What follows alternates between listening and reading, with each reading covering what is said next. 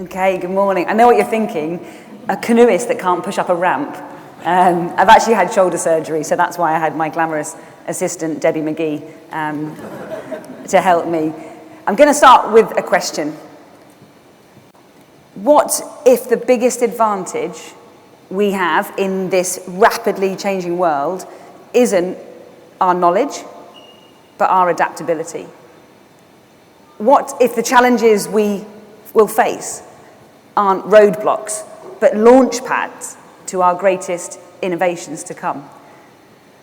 And what if the path to true resilience isn't about avoiding disruption and distress and hardship, but learning to embrace it and thrive? So good morning. I'm absolutely delighted to be with you all this morning.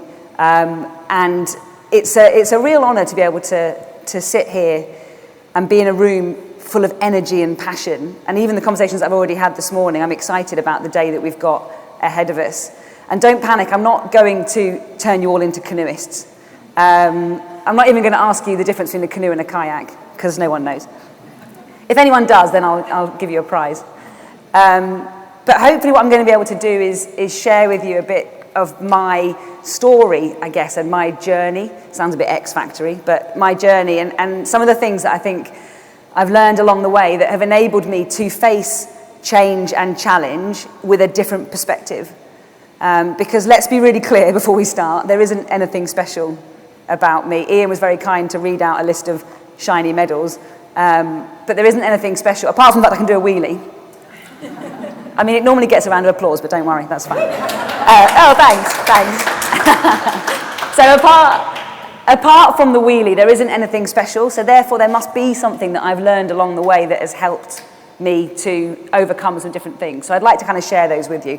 But I guess I need to start with a brief potted history of my life, just to kind of give you the full picture. So I was able-bodied up until the age of 18, one of those annoying people at school that could do any sport they wanted, that kind of spent all their time at PE clubs and representing sports teams. I've got a twin brother. We spent most of our time in the run-up to our GCSEs and A-levels playing cricket in the garden rather than revising.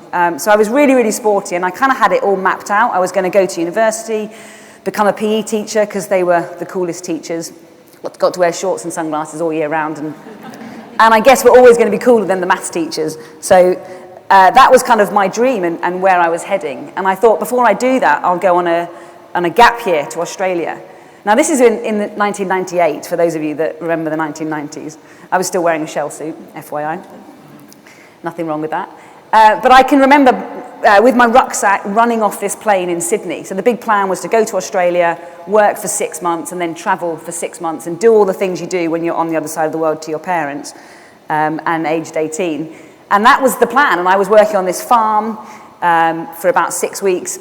And I went to bed one night not feeling great, not feeling 100%, had kind of pins and needles in my hands and my feet, and I thought, oh, well, you know, I've done a lot of work today. It'll be fine, as you do when you're 18. And the next morning, I was paralysed in my arms and my legs. Bang. Gone in a moment. And so clearly, your life looks very different. And I think it's in those moments that we're presented with a choice about how we're going to respond and how we're going to move forward. Now, clearly my arms recovered, otherwise I'd be a shit canoeist, let's be honest. So my arms recovered, so I genuinely thought my legs would recover too, but it turns out the doctors were right. You know, I thought, what do these doctors know? You know, I'm sure I know more than them. And they kind of gave me a presentation of, you need to be looked after for the rest of your life. This is what you need to be doing. And I'm thinking, that sounds rubbish. You know, that's not really what I want. So I think a mixture of denial and being a bit stubborn meant that I was like, well, this won't be me. This won't be what happens. I'll get better. I can still go and be a teacher. I can still do all the things I want to do. And I think in the moment, that kind of stubbornness and approach probably helped me get where I was going. But looking back now, all 20-something, 5 years on, it probably was a little bit unhelpful as well. But absolutely, I believe that in all of our lives, we have these moments where we're presented really clearly with a choice when we face either something that's challenging or something that's different.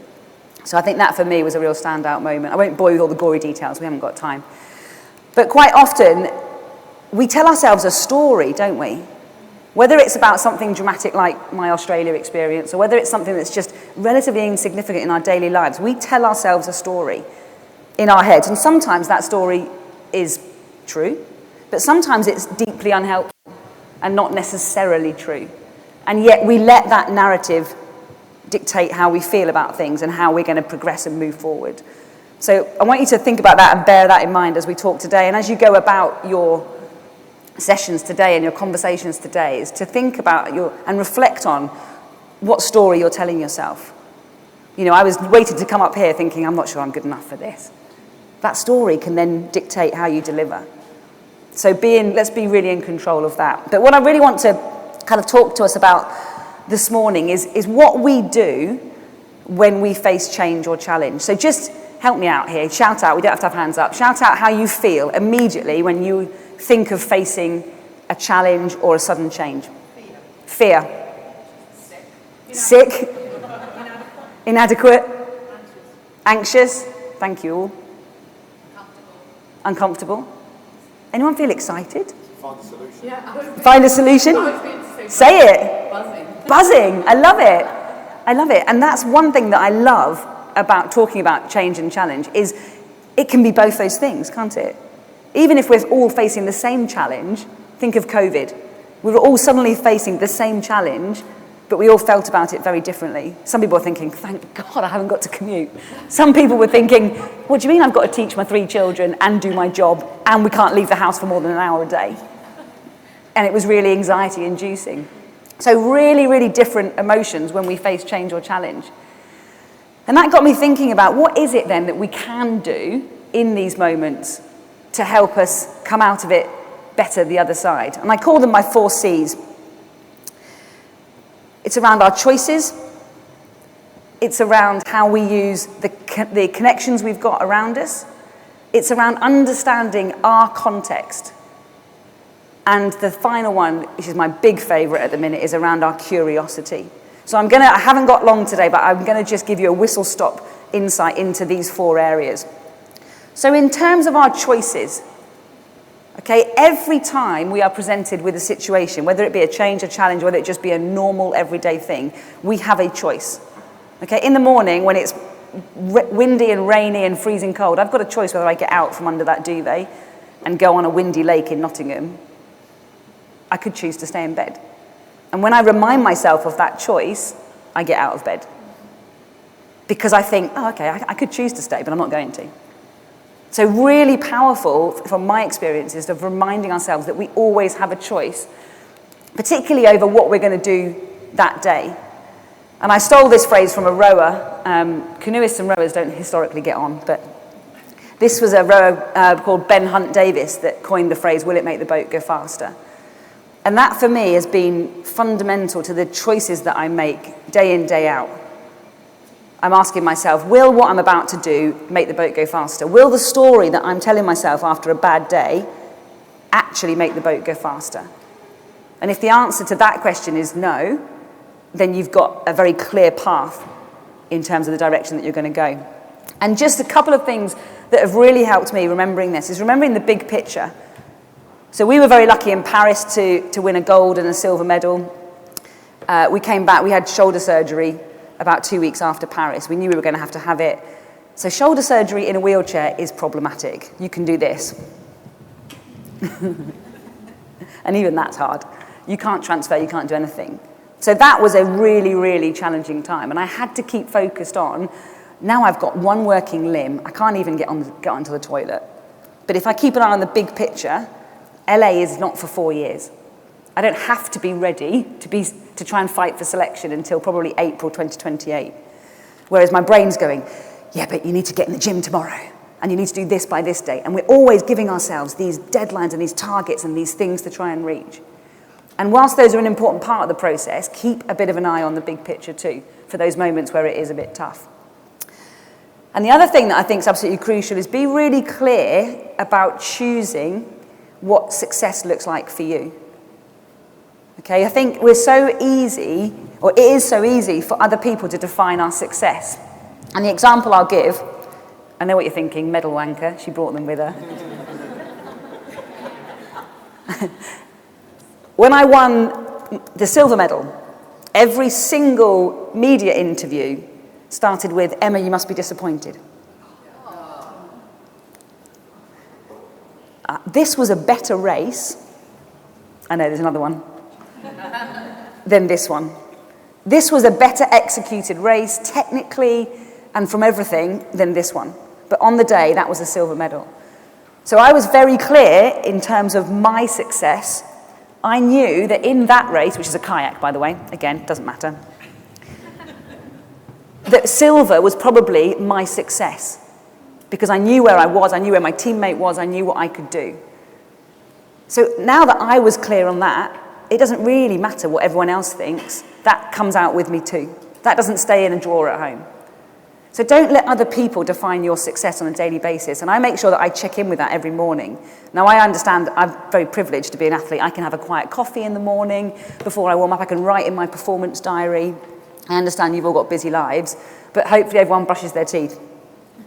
Oh, that's fine. I'm not a dental hygienist. But if you do brush your teeth, you've got that minute to ask yourself, looking at yourself in the mirror, what's my success today? And on some days, it might just be survival. Do you know what I mean? It might just be, just don't kill anybody today. Just get through today. You're not going to look at yourself in that mirror and go, today I'm going to be a real twat. Today I'm going to be negative. Today I'm going to be a mood hoover. Today I'm going to be really difficult. I genuinely don't think you're going to look at yourself and say that. And as a direct result, we're giving ourselves that layer of accountability and choice to have a better day. And I found that really, really helpful. So be really aware of what your success is in terms of your daily attitude, what you're going after in terms of what you want by the end of the day when you get back home. The second bit around our choice was something that, I'm not going to bore you with loads of theory, but there's something called above line and below line behaviours. And I did a piece of work with our psychologists around what these are. And there's basically an imaginary line, okay? And as a human, we're pre-programmed to fall below the line, to protect ourselves, to be a bit worried, to be a bit fearful. And that's not very helpful to positive outcomes, to the solution-focused, ways forward. And I did this piece of work where we looked at these above line and below line behaviours, and excuse the busy slide, but once you see this, you won't be able to unsee it. So what we're trying to do in terms of our choices is choose to be above the line.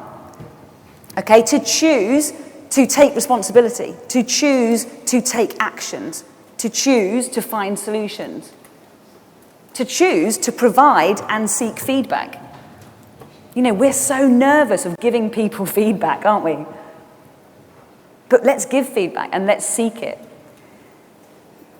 And if we fall below the line, it's reassuring for everyone in the room, that's normal.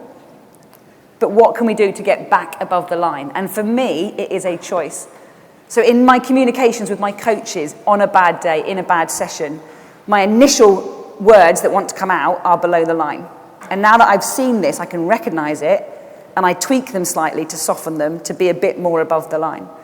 And it changes that whole interaction. So our communication is really, really important. So I just wanted to share that. If we're thinking about context, the only thing I really want us to really think about is our energy. Okay, there's lots of other aspects of context, but I'm just going to talk about the energy. So if you are waking up on a morning and you have had a busy weekend with the kids at home, you've got loads of pressure on at work, if you are a 4 out of 10 in energy, why would you go into your day expecting to smash it? It's just really unhelpful. So I like to think of it as this ball, okay? And if your energy ball is small, what are you going to do to protect it? What are you going to do to make sure you don't take chunks out of it with things that are unhelpful? And make sure that we can grow that energy ball so that we've got more the next day. That's the biggest thing for me in terms of context, and being aware that everybody else has their own context too. Okay? And with that energy ball, it allows us to then look for opportunities where we can grow and we can develop and we can seek progress. So really, really important. Connections is not going to be anything startling that you haven't already appreciated before. The people around us are the ones that allow us to do things. Okay, and I think one thing that I've tried to tweak as my career's gone on, I've been doing canoeing since 2013, is trying to understand the role that I have to add to people around me. Okay, I was a volleyballer in 2012, for those of you that can remember the London 2012 games. I was a sitting volleyballer. It used to be called Bumble, but luckily they changed the name. Because I'd have no street cred if I had to sit here and tell you I played Bumble for Great Britain. Plus, I think it's a dating app, so it's called sitting volleyball. And it was a real challenge. You know, we were a team sport, and I thought that meant we had real strength to go and achieve, and we could all help each other. But we were a very different team, okay? We really struggled to perform. We came 8th. That's all right, isn't it? Out of 8. Okay, we didn't win a game, we didn't win many points, we didn't win a set. I found it hugely challenging to be in what was supposed to be a team environment and not have those connections and that experience of helping each other and adding value to each other. I'm now in an individual sport, and I feel like I'm part of the greatest team I've ever been part of. And I think it comes down to being a champion, kind of for yourself and for other people, being aware of what other people want and other people need, and trying to live in that way in those interactions that you have day to day. I think it comes down to the culture and the communications that you have, simple language that we use with each other. You know, I was a real stickler for my coach saying, you know, if something hadn't gone well, we should have done this, we should have done this. And the psychologist said, oh, do you want to change should to could? And I was like, okay, I'll try it. And it changes the whole sentence. Could we do this? Could we have done this? Rather than that kind of passive-aggressive or aggressive communication. So the language that we use, really, really important. And always thinking about what value can I add. So in canoeing, we're very lucky that we work with world-class staff all the time. I've tried in the last 3 or 4 years to ask them what I can add to them. So you're there to help me, and that's their role, is to help me get better, to help me be as fast as I can. But I've switched it to try and be like, what can I do for you? What can I add to your life to try and help you develop? And that's given us a different level of our kind of interactions that's helped us along the way. And finally, and this is my new obsession, is the power of being curious. Okay, as you can probably tell, I'm not at the start of my athletic career, and my shoulders are giving out after 11 or 13 years in a canoe, doing more and doing it harder, and being a wheelchair user. And I've now got to be curious about doing things differently. And that feels unnerving. Okay? If I want to even be in contention for selection for LA, I've got to change what we've always done. I cannot just keep beasting my body more and more and more. And that feels really nerve-wracking when it's worked. It's worked, we've got a formula, we deliver it, we go fast, we win medals. So now it's about being curious. And I'm actually really excited. Even at this kind of 40 plus years, I'm curious about how I can do things differently. And I think it comes down to now being really clear on my purpose. There's a great phrase that says, energy follows purpose. So if everything we do has a clear purpose, energy follows it, and it makes the journey better. If we can be probing, so I am always asking questions, seeking to understand, why do we do it? Why do you make me do this session on a Friday afternoon that leaves me in bits? Why? Okay, could we do it a different way? Do I have to do it on a skier? Anyone be on a ski erg machine in the gym? Horrendous. Could I do it on a rower? Different shoulder position. Still horrendous, but a different shoulder position. Just don't tell any canoeists that I'm rowing, but probing, asking questions, how can I do things differently? Curiosity, being perceptive. All right, it's really easy to see someone else do something and think, oh, well, that's not fair.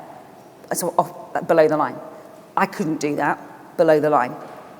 What we could be saying is, that's really interesting. I wonder how they did that. I wonder what that means to me. I wonder what I could learn from that situation. So be really perceptive about what we're seeing and looking to see how it could add impact to you. And finally, let's obsess about a process. Let's obsess about what we're doing, how we're doing it, how we could tweak it to get more out of it. And that's, I think, the journey that we're all on. So I started with some questions. I hope you can remember them. I hope I've given you some things to think about in terms of the answers to those questions. But I really hope that going forward from today, through your interactions, through your conversations, and beyond these 2 fantastic days, we really think very clearly about the story that we're telling ourselves in those moments. We think about the choices that we're making. We think about the context that we've got. We accept it, we embrace it. We think about who can help us. And we think about being curious. And I call this my so what light bulb. So what? So what does this crazy woman with no shoes talking to me on a Wednesday morning? Is it Wednesday? Yeah, it's Wednesday. So what does that mean to me? I'm not a canoeist. And I like to think it as this light bulb that goes off in our heads to think how we could help each other, how we could use that information, and how we could move forward. So thank you ever so much for listening. I've only overrun by 37 seconds, apparently. So marvellous. Thank you.